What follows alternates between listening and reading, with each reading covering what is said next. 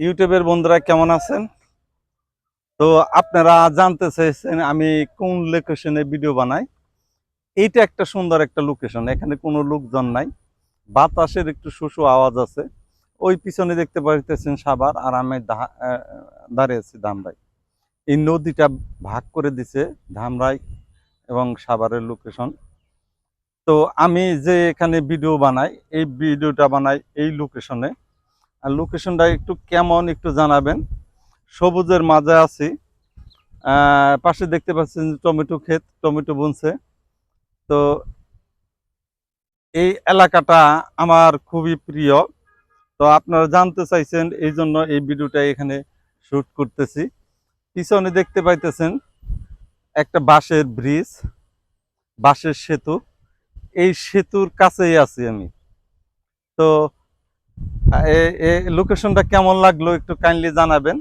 ওই দেখেন লোকেশনটা খুবই সুন্দর একটা লোকেশন।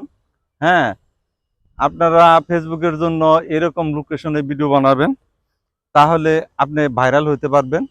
কারণ এখানে ভিডিও বানাইলে খুব মানসম্মত ভিডিও হয়, খুব ভালো ভিডিও হয়। যদিও আজকে একটু সান কম, ছবিগুলো একটু ঘোলা, তো সেটা কোনো ব্যাপার না। যাই হোক, এইসব লোকেশনে যদি আপনি ভিডিও বানান তাহলে ভাইরাল হতে পারবেন। আর ফেসবুকের জন্য এখানে এই ভিডিও বানাই। যাই হোক, ইউটিউবের কথা বলতেছি। এই ইউটিউবে যারা কাজ করেন, তারা করতে চান, আপনারা ফেসবুকের সাথে সাথে একটা ইউটিউবের একটা চ্যানেল খোলেন। একই ভিডিও আপনি একটু এডিট করে আপনি ইউটিউবে ছাড়তে পারবেন, এবং ইউটিউব থেকে যথেষ্ট পরিমাণ আর্নিং দেয়, যথেষ্ট পরিমাণ আর্নিং দেয়। আর ফেসবুকে তো আর্নিং দেয়। আপনি দুইটা যদি ভালো একটা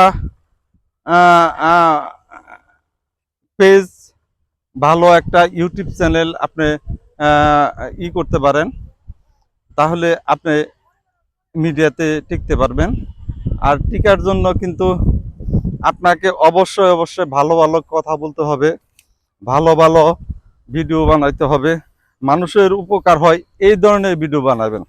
এই ধরনের ভিডিও বানাইলে আপনি সফলতা পাবেন। সফলতা এমনিতেই আসে না। সফলতা অর্জন করতে হলে আপনাকে সুন্দর ভালো একটা লোকেশনে কাজ করতে হবে।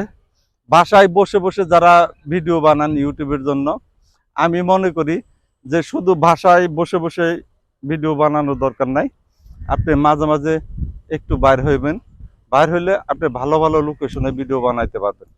যাই হোক, লোকেশনটা কেমন লাগলো একটু কাইন্ডলি একটু কমেন্ট করে জানাবেন।